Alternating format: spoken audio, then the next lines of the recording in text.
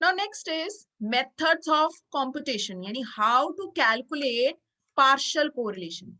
जब हम partial correlation calculate करना चाहते हैं तो we must be clear from the question कि इसके अंडर हमने जीरो ऑर्डर कैलकुलेट करना है कि फर्स्ट ऑर्डर कैलकुलेट करना है कि सेकेंड ऑर्डर कैलकुलेट करना है.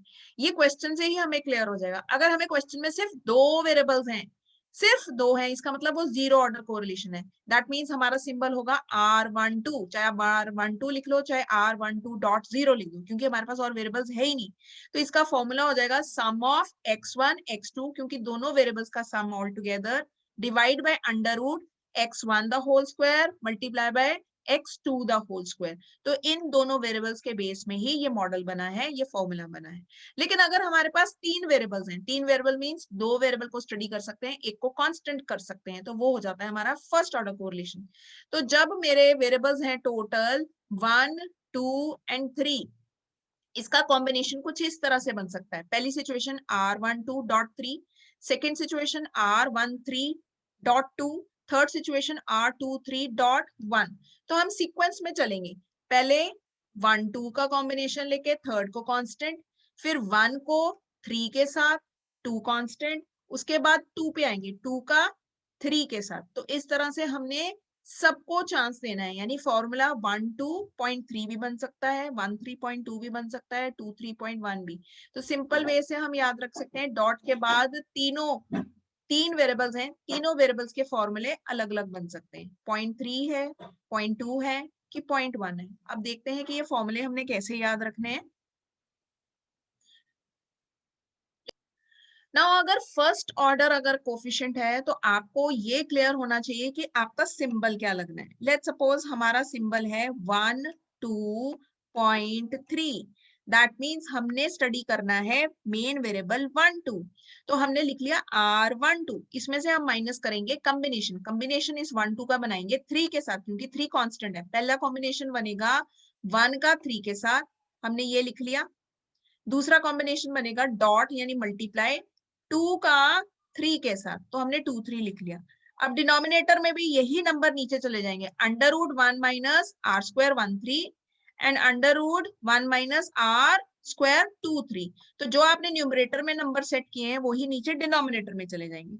अब ये देखते हैं, अगर हमने स्टडी करना है R13.2 यानी 1 और 3 को ऑल टुगेदर और 2 कांस्टेंट रखना है, तो मेन न्यूमरेटर में आएगा 1 3, इसको हमने स्टडी करना है. माइनस करेंगे कंबिनेशन 1 का 2 के साथ एंड 2 का 3 के साथ, ये कॉम्बिनेशंस बनाएंगे. ये बना लिया हमने न्यूमरेटर में. यही फिगर्स हमारी नीचे चली जाएगी, under root 1 minus R square 1 2 multiply by 1 minus R square 2 3. अब अगर हमने R231 लिया है, दैट मीन्स हम सेकेंड एंड थर्ड वेरिएबल को स्टडी कर रहे हैं और हमने फर्स्ट वेरिएबल को कांस्टेंट रखा है. तो हमारा मेन वेरिएबल हो गया R23. इसमें से हम माइनस करेंगे 2 का कॉम्बिनेशन 1 के साथ, लेकिन हम लिखेंगे सीक्वेंस में 1 2. देन 3 का कॉम्बिनेशन 1 के साथ लिखेंगे सीक्वेंस में 1 3. यही नंबर हमारे नीचे डिनोमिनेटर में चले जाएंगे. नाउ नेक्स्ट, अगर हमारा सेकेंड ऑर्डर कॉम्बिनेशन है, सेकेंड ऑर्डर में भी सेम रूल फॉलो होता है. सेकेंड ऑर्डर का मतलब यहाँ पे टोटल 4 वेरिएबल्स होंगे, टोटल 4 वेरिएबल्स 1 2 3 एंड 4.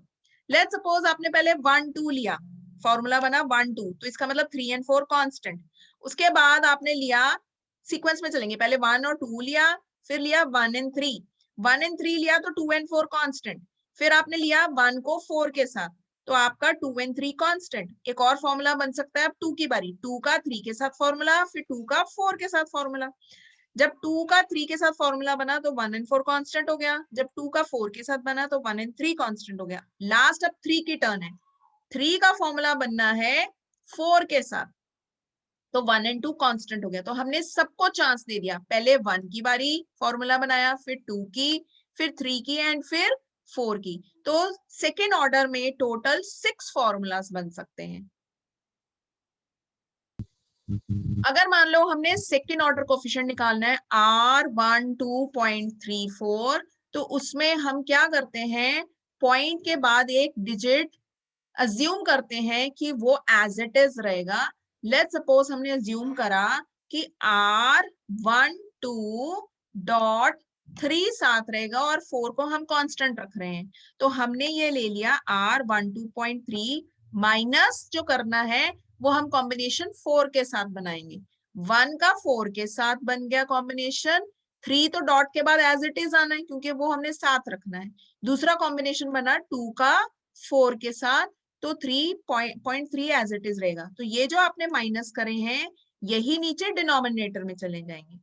आप इसी तरह से फॉर्मूला 4 के साथ भी बना सकते हो, यानी आपने 1 2 को पढ़ना है यानी स्टडी करना है, 0.4 रखा तो आप कॉम्बिनेशन बनाओगे 3 के साथ, 1 का 3 के साथ एंड 2 का 3 के साथ, और वही नीचे डिनोमिनेटर में आ जाएंगे। मैं एक बार फिर से बता रही हूं।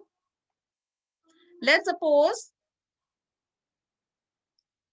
मैंने स्टडी करना है 12.34, मैंने 4 को साथ रखना है पॉइंट के बाद, तो मेरा मेन फॉर्मूला हो गया R12.4, क्योंकि मैं 0.4 साथ रखना चाहती हूँ। माइनस करेंगे कॉम्बिनेशन, अब बनाएंगे जो 3 मैंने पिक नहीं करा उसके साथ, 1 का 3 के साथ, 0.4 तो रहना ही क्योंकि हम वो साथ रखना चाहते हैं।